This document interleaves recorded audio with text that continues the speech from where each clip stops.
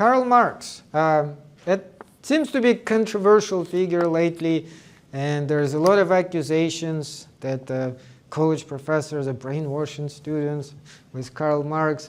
So let's see if that does indeed happen, or is this not brainwashing but actually education.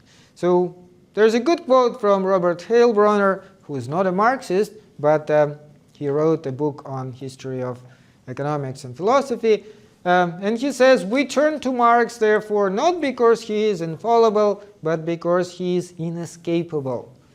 Everyone who wishes to pursue the kind of investigation that Marx opened up finds Marx there ahead of him, and must thereafter agree or confute, expand or discard, explain or explain away the ideas that are his legacy."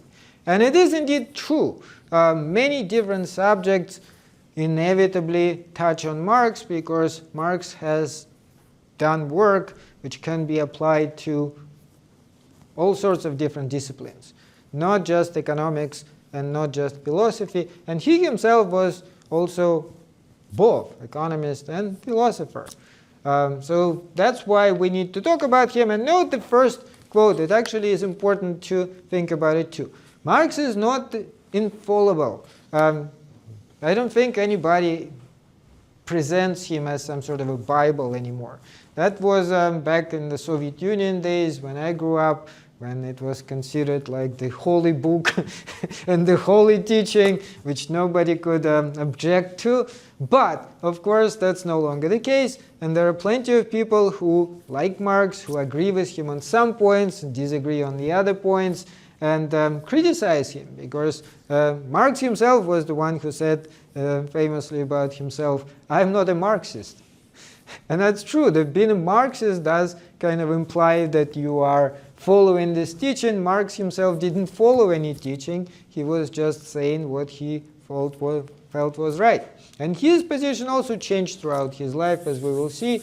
And if he lived even longer, perhaps he would have changed it again. Who knows? Okay, so just a little bit of his biography, in case if you guys do not know. He was born May 5th, 1818 in Trier, Rhineland in Germany. Another one of the Germans. First he went to the University of Bonn at the age of 17 to study law. But he was not very happy with law, and actually when he was a teenager, especially in Bonn, he was a little bit of a mischief. So ended up transferring to University of Berlin after just 1 year. Now, if you pay attention to the timeline, that's like 1836, and you may not remember, Hegel died in 1831, so that's 5 years after Hegel died, and it is University of Berlin where Hegel taught. So there were actually still some students who took lectures with Hegel, and there were plenty of students who adored Hegel and considered him to be the guru. Never mind that in Germany overall, Hegel at that time was very, very well known and respected. So that explains a lot to us. Obviously, Marx immediately was under this influence. He met these people. He actually was part of the society there, the young Hegelian society. So, of course, Hegel's ideas had a direct influence on him. Eventually, he did get doctorate in philosophy, actually, from a different university, University of Jena. That happened in 1841. His doctoral thesis was on Democritus and atomism, which is very materialistic part of ancient Greek philosophy, but nonetheless ancient Greek. So by training, he was a philosopher and not an economist. However, he had an interest in economics, but at the time, the kind of ideas which these young Hegelians were propagating were not very popular in Germany. German government made sure that they do not get any positions in academia, and for this reason Marx was unable to become a professor or anything like that, and he just turned to journalism. But even that didn't work very well, because his writings were considered to be too extreme. He had to escape. He first moved to Paris, then he moved to Brussels. Eventually he settled in London. London at the time was still reasonably free thinking kind of place in England overall, so they were tolerating him, although he lived his life in a complete poverty.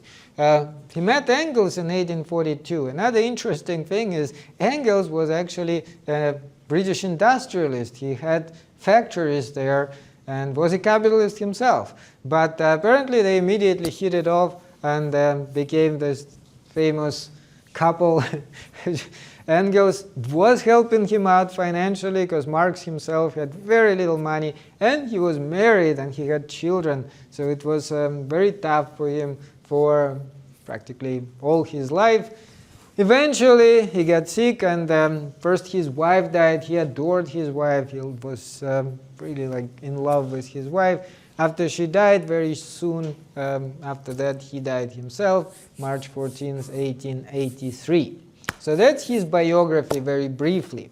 Now, going back to the influences he had, Hegel immediately comes up. 1836, when he transferred to University of Berlin, like I said, spirit of Hegel was all over the place.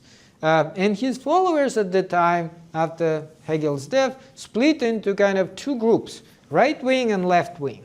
Right wing or conservative later became known as old Hegelians, and the more radical left-wing Hegelians as young Hegelians. Like I said, Marx was a young Hegelian, which doesn't necessarily mean anything to do with their age.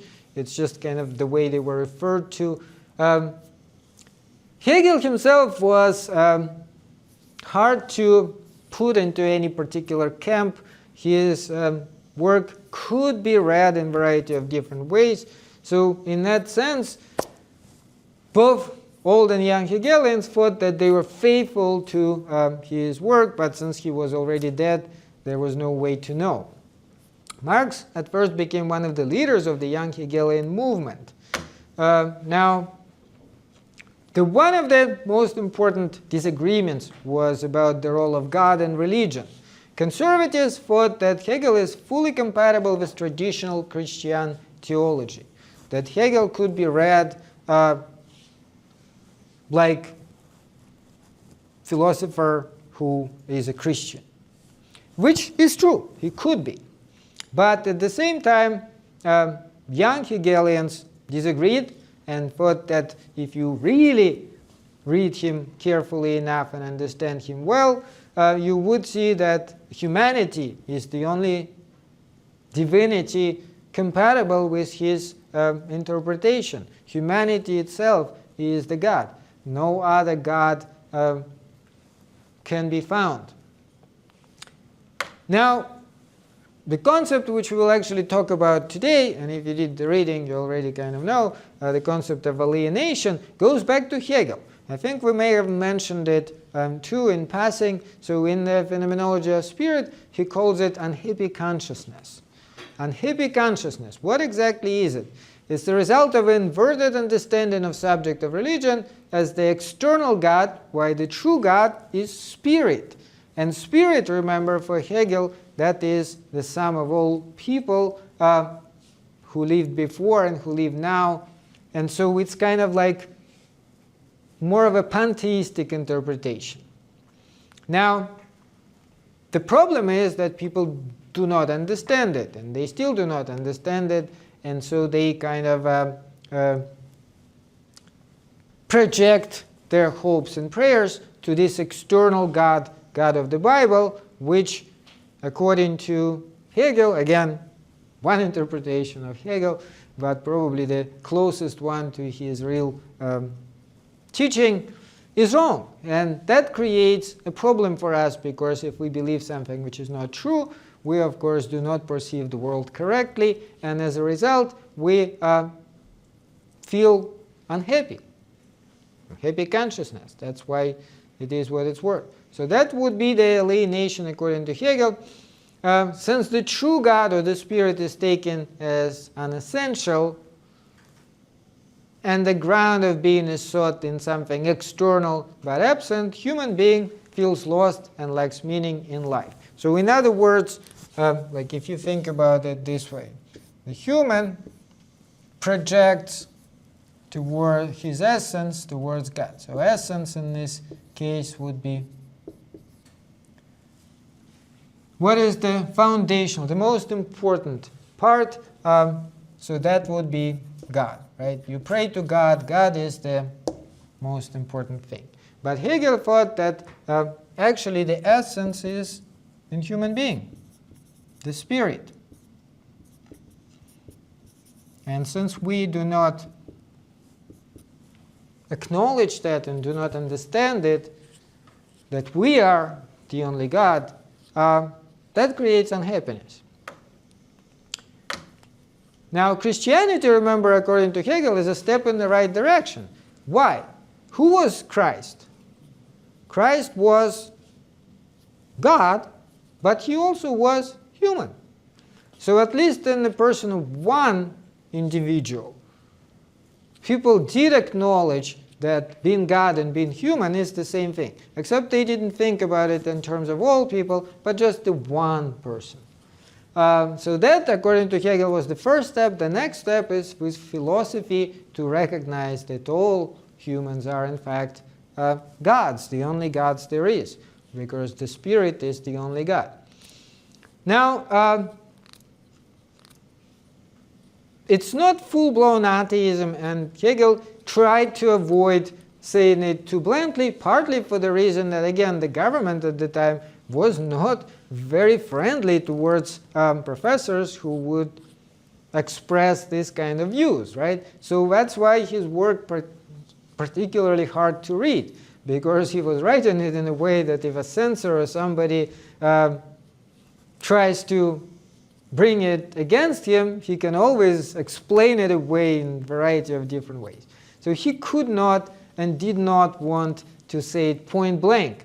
But there are actually some evidence that, at least in personal conversations, Heine, the poet Heine, who was a student of Hegel, reports talking to him several times on a personal level, and Hegel told him some of these things.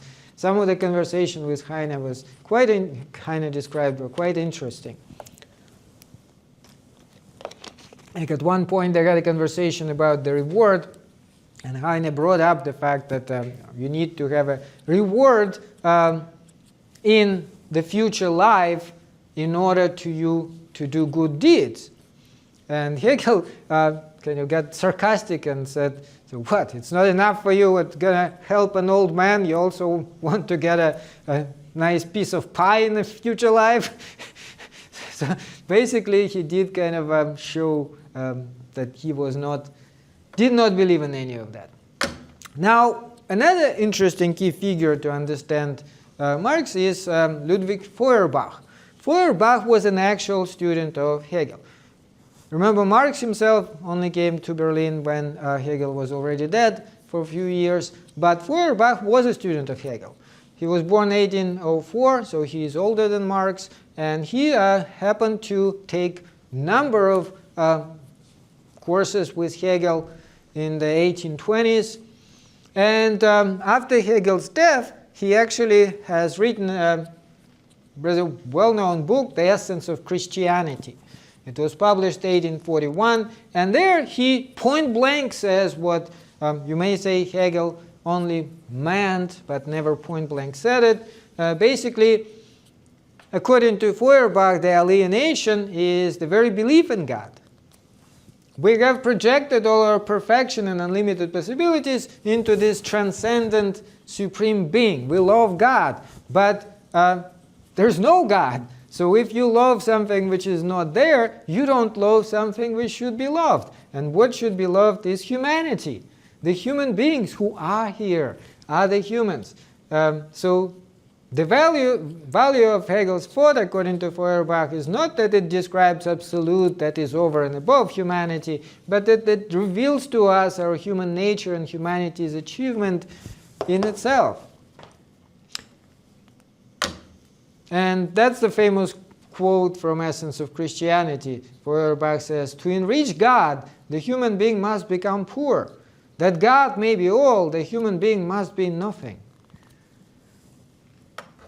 Now, Marx, along with other young Hegelians, at first enthusiastically embraced Feuerbach. Feuerbach in German actually means stream of fire, and playing on this meaning, Marx famously said at the time, "There is no other way for you to truth and freedom but through a stream of fire."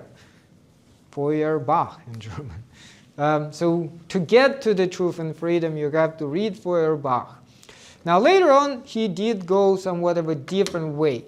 For one problem Marx in particular pointed out about both Hegel and Feuerbach is, for them, what is going wrong, the source of alienation, is the wrong interpretation.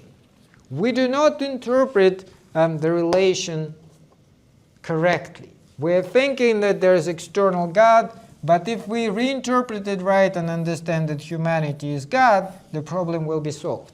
Marx doesn't think that this is just an interpretation. He thinks that the action has to be taken, and only by changing the society and the way things are in society can we actually resolve this problem. The actual state of things has to be changed. You cannot do it in your head alone.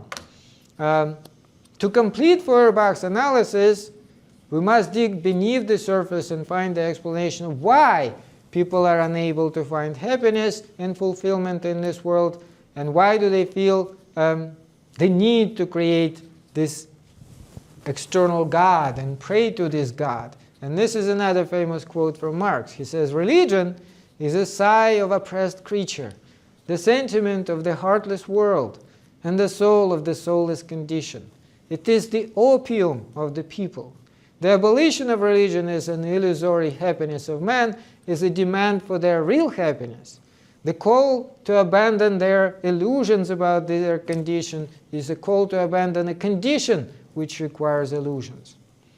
So what is he trying to say here? First of all, what does he mean when he says religion is the opium of the people? What does opium do? Yeah, and what does it do? One big thing is a painkiller, yes. If you have extreme pain, you may be prescribed opioids, not necessarily opium itself, but derivatives of opium, which pharmaceuticals create. But it also is addictive, and many people get addicted to that. However, it creates this false sense of euphoria, right? It makes you artificially happy. And that is what he thinks religion does. When you are suffering, you need religion. When you are in pain, you need religion. And that serves like an opium to dull your pain. It does not resolve the problem itself. Just like opium doesn't treat any diseases. There's no disease you can treat giving somebody opium. But it can create this artificial high, which will then calm them down and prevent them from rebelling and demanding something to be changed. So the only way to abolish the religion, according to Marx, is to change life, to make life so that it would not involve this type of suffering. Action is needed. This is something he held against Feuerbach and Hegel and other philosophers. This is a famous quote as one of his so-called theses on Feuerbach. He says, "The philosophers have only interpreted the world in various ways. The point is to change it." So philosophers talk about it, but they don't do anything. And Marx thought that something should be done. And it's only when you do something, things will change. When you keep on talking about them, nothing will change. In fact, another controversial suggestion which Marx has in his early writings is about God. He thought that the true God actually is not the God in the sky, but the true God of capitalism is money. Money is the true God. Capitalist society worships money, and This is another famous quote. Money is the jealous god of Israel, besides which no other god may exist. Money abases all the gods of mankind and changes them into commodities. Money is the universal and self-sufficient value of all things. It has therefore deprived the whole world, both the human world and nature, of their own proper value. Money is the alienated essence of man's work and existence. This essence dominates him and he worships it. So it is about alienation, and it's a very important and interesting concept, and actually helps to understand many things in society and in ourselves. So if you didn't read it yet, try to read it after class. This is from his early work. His later work, the most famous work of Marx, is obviously Capital, and that is a lot more complicated and harder to read. But his early work is actually much more approachable and interesting to many people. And that would be from so-called economic and philosophic manuscripts of 1844. But here's the funny thing. Those manuscripts were lost, and nobody read them until 1932. That is 50 years roughly after he died, and of course also many years after Russian Revolution, where Marxism supposedly was the leading force. When people discovered them, they actually were a little bit shocked, or at least surprised, because it is very different from his later work, from Capital. And this is a series of essays written when he was 26. He speaks about the human condition in a sense of alienation that swept over the humanity. The same idea of alienation which Hegel was discussing in his work, but Marx looks at it in a different way. So one thing which we'll also talk about next time for Marx, while he agrees with Hegel on many things, but he thinks that idealism is the wrong way to go. He thinks that the only demonstrable reality is matter, material reality. Matter is the most important driving force. Philosophy that is humanly meaningful must then begin with real individuals, real people, not ideas, and their concrete economic and social conditions in which they live, not abstract ideas. Look at the real concrete people, look at what is happening with them. And then scientific study of the laws of history. Just like Hegel, he actually believed that history does teach us a lesson, and we should look at history to understand what is happening with humanity. But not in the sense of developing of the idea, in a sense of understanding how real relationship of people work. Okay, so just to get to this subject, let me ask you this. Do you guys work? Do any of you work? Are you happy with your work? Okay, well, that's great. But you do know that most people don't enjoy their work, right? Like, it is fairly rare to find somebody who says, I love my work so much. There are people like this. I love my work. But many people don't. And many people say, like I saw these videos on TikTok, the people say, oh my God, I just worked my first months. I can't wait for retirement already.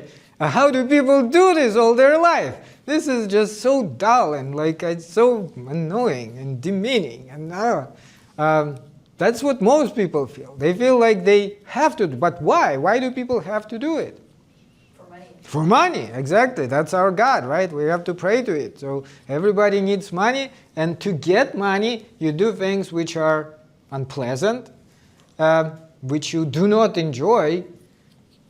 And you can learn to do it without too much suffering, right? But it is still, even in economics, it is considered that people think of leisure as good and work as actually not good, as a bad.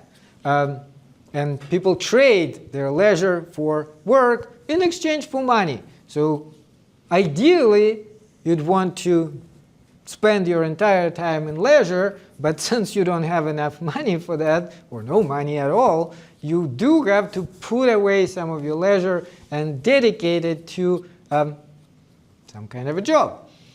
So, but why do people not enjoy at least some jobs? I don't know, like if anybody else does anything else which you may not enjoy. Yeah, well, one of the things which most people don't like in their jobs is that they are told what to do, right? There is like a manager or somebody who basically bosses you around, tells you, do this, don't do this. Why are you doing it like this? You're supposed to do it like that. Why are you 2 minutes late? Why are you leaving early? And so on, right?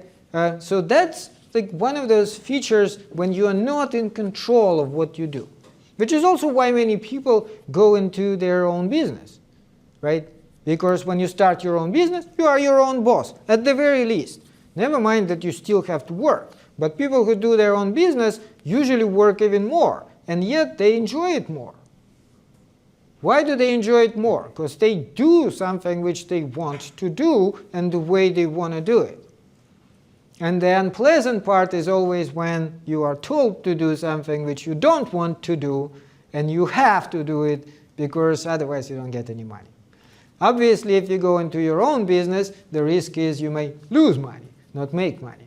It's a big risk and real risk. Some people think, oh, just as long as I start my own business, I'm going to be making money. Oh, no, no, no. Lots of people go bankrupt. One great example is the restaurants. Almost everybody thinks it's so easy. Ha! About what? 80% of all restaurants are going bankrupt in the first year. That's because it's not nearly as easy as people think. It's not just you cooking something and you immediately getting paid for it and making money. Because there's lots of expenses, and if customers don't come or don't come enough, very quickly you see your bottom line going down, and you have to pay for rent, you have to pay other employers if you have them, for food, for this, for that. Where the money are going to come from? At one point, there's just no more money, and you go bankrupt. So that's basically where Marx is looking at for this alienation, the concept of alienation. He thinks that as long as man does not recognize himself as man, does not organize the world humanely, this common life appears as a form of alienation.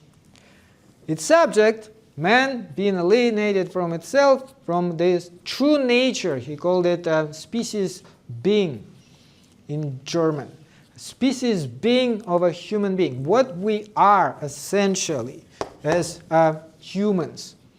And what we are essentially as humans is another interesting question we will talk about in a moment. But the point is, when we are alienated from it, we lose sense of meaning and sense of self-worth.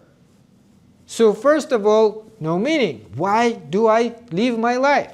Right? Lots of people feel it. Like, do I just live my life to work? But I hate this job.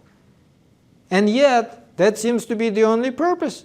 You keep on going there, doing stuff you don't enjoy, to get paid and to essentially be able to go back there and do more stuff you don't enjoy up until the time when you retire. And many people are saying, oh my God, when will I retire? And of course, some people may never retire given how the Social Security and everything is happening now. But even if you do retire in your like 60s or 70s, you are already old man or a woman.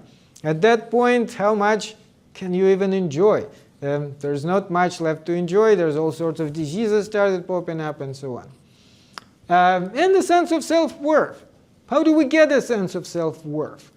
When you do something which you can be proud of, right? And you feel like other people are proud of you. And of course, that can be accomplished, but it's not accomplished by many people. Many people are not really that proud of what they are doing. They're just doing it for the money, and they are not proud of the job or the results of this job. So power over the object appears as the power of object over the person, him or herself. The objects take over.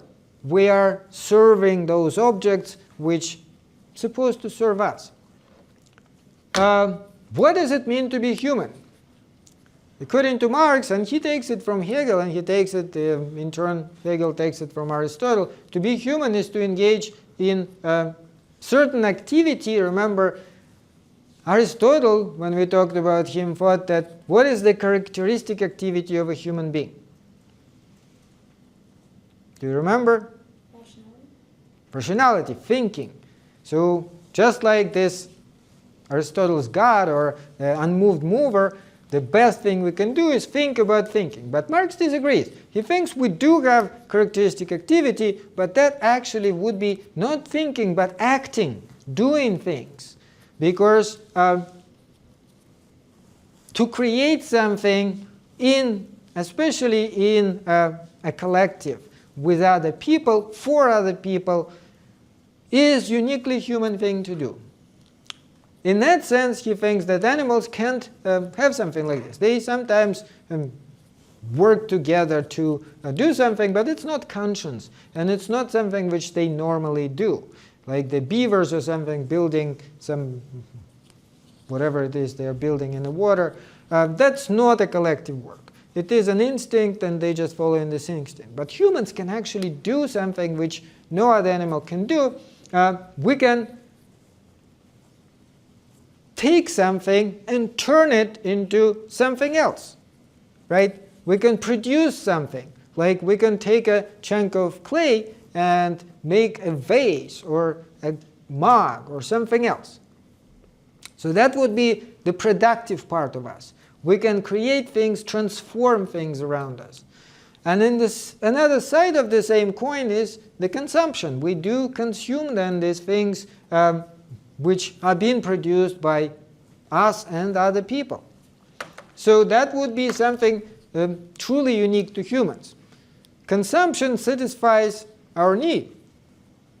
But what are interesting questions to be asked about consumption? What exactly are our needs? What do we need? Do we need everything we buy, for example? No, clearly not. And especially in this country where consumption is like part of this culture, we all know what is happening with many people. They buy so much stuff, they no longer know what to do with it. And some rich people, with rich people, it may get to the extreme. I actually was recently reading about last year of John Lennon's life. Remember, we talked about John Lennon, the musician. So his personal assistant, Fred Seaman, has written a book about the last year of Lennon's life, which is kind of interesting because he describes exactly what was happening from inside. He was his personal assistant. He worked with him every day and so on. So here's one interesting thing. When they lived in that Dakota building in New York City, they had not just one, but several condos. And one of the condos they just purchased to store stuff. They were buying stuff, putting it in there. There's a whole condo in this ginormous building, which is multi-million-dollar condo, as a storage room. Some of these things they never even touched. They would go shopping, buy it, bring it there, and it would be standing there.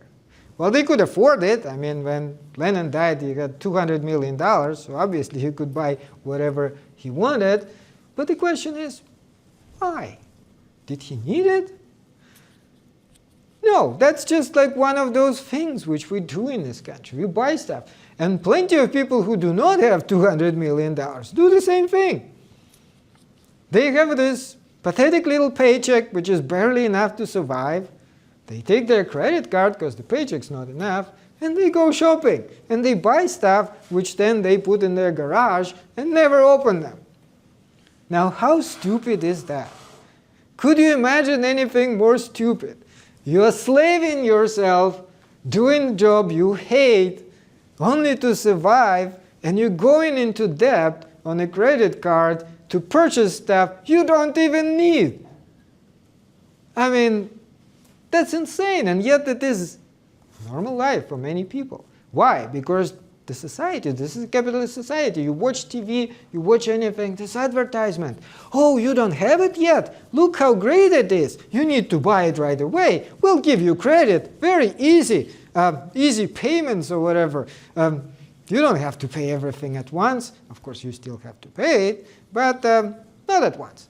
Just pay a little bit every month for several years. and then a little bit on another thing, several months, for, and so on and so forth.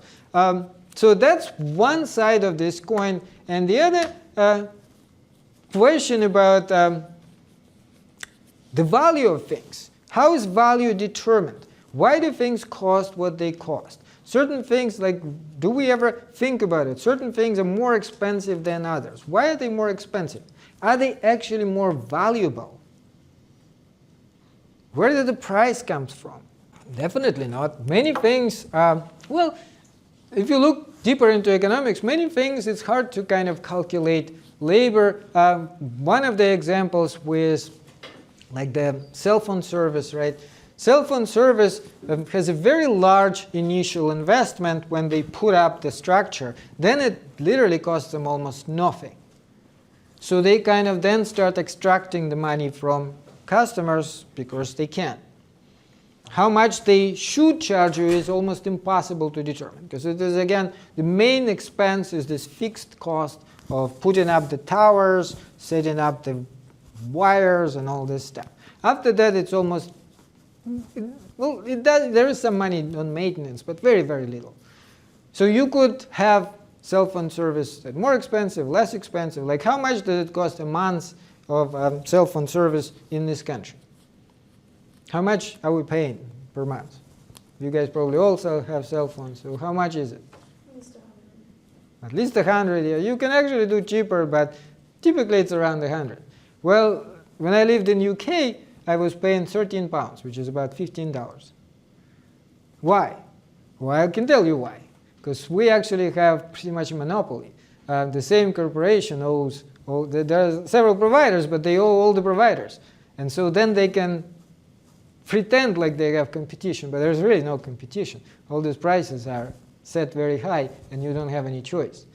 In Britain, they actually have competition, so they undercutting each other. And when they start undercutting each other, because it is, like I said, still it's pretty much free for them to provide you, give you the service, they can provide it very cheaply. Anyway, that's another interesting question. So Marx called this commodity fetishism. He says the exchange relation between commodities is the hidden form of social relation between producers.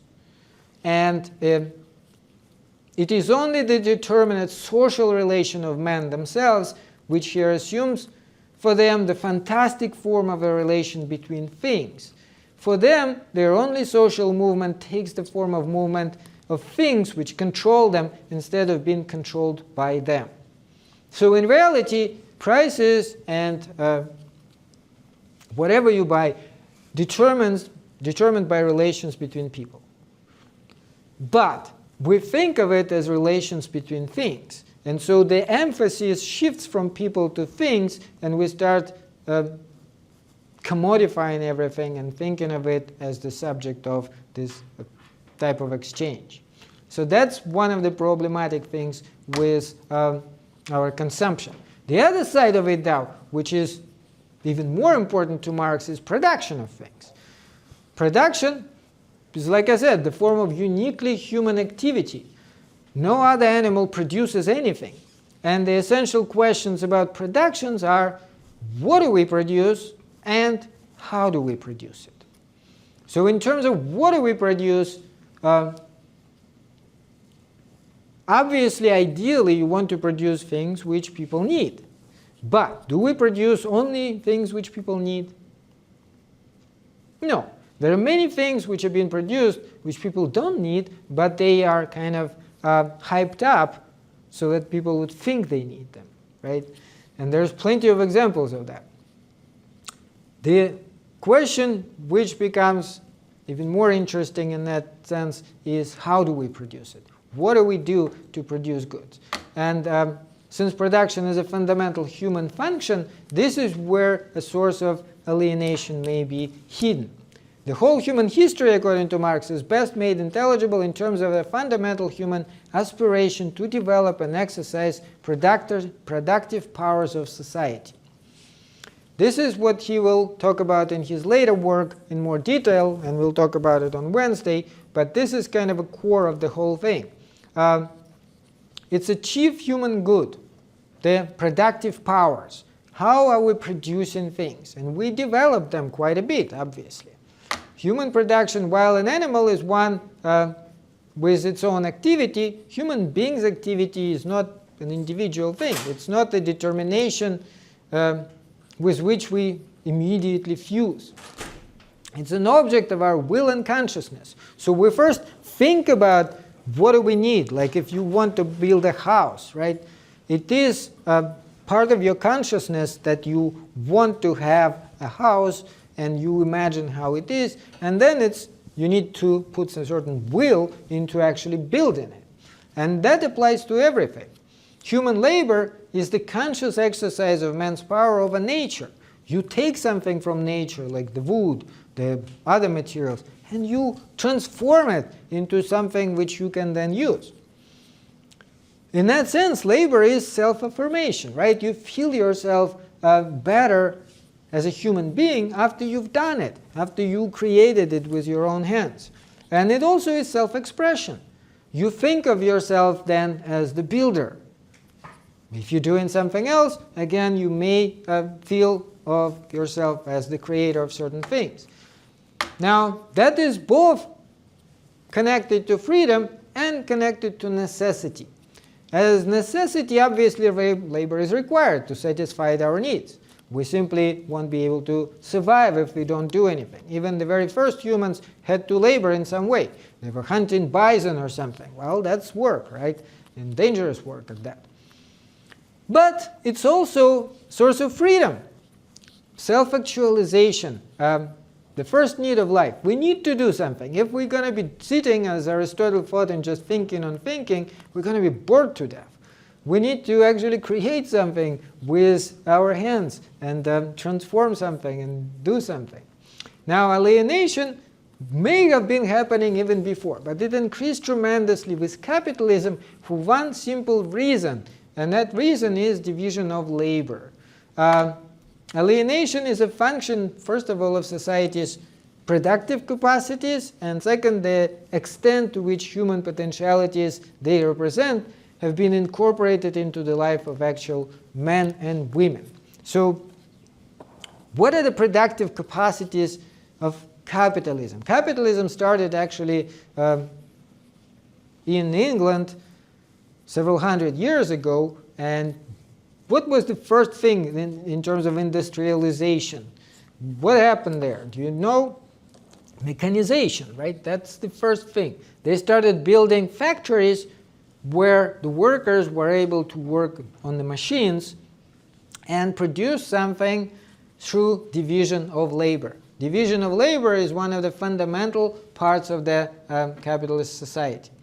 But because of this, the following happened, and this is in the reading, and Marx kind of goes over that in more detail. He says the worker ended up being alienated in 4 different ways.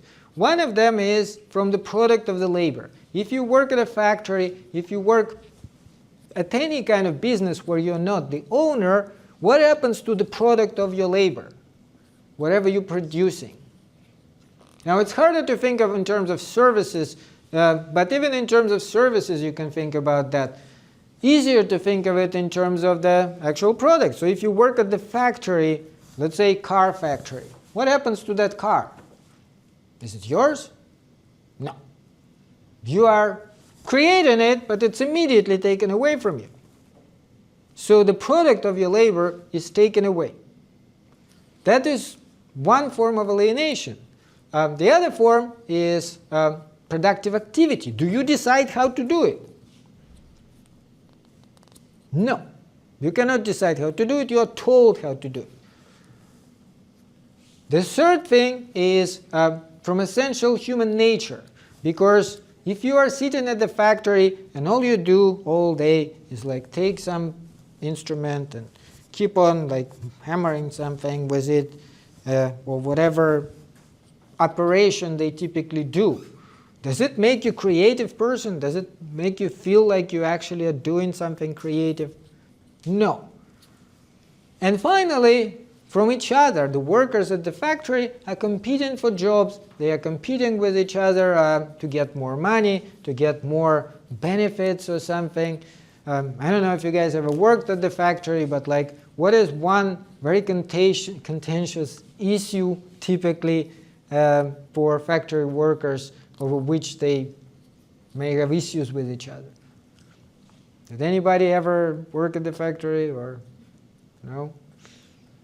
Overtime. Overtime. Who gets the overtime? Why did he get overtime? I didn't get overtime. They typically decide on in terms of seniority. I've been here longest, so I get the first pick, and so on. Overtime, because it's more money, and of course everybody wants more money. So that is one of those things. But there are many things like this. Who gets promoted? Who gets better position? And so on and so forth. So all of this creates this alienation. Why? Well, if you think of an artisan working, let's say, in medieval society, this artisan was deciding for himself, first of all, what he or she produces, how they produce it, and once they produced it, it was theirs. They could keep it if they wanted to, or they could give it for free to somebody if they wanted to, or they could sell it in the market. Right? So the product is yours. They had full creative power over it. Let's say somebody was making shoes back in medieval society. Well, they decide the fashion. They decide how it would, what materials to use. Right? All of this is their decision. Now, worker has none of it. And that's what's alienating about it.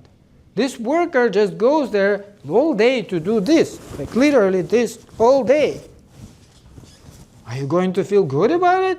No. And like I said, many people in this country no longer work in the factories, even though like there's an effort now to bring them back, as if these factory jobs are so fantastic, we can't wait to get one of them. But anyway, for historical and economic reasons, we don't have many factory jobs. We mainly produce services now.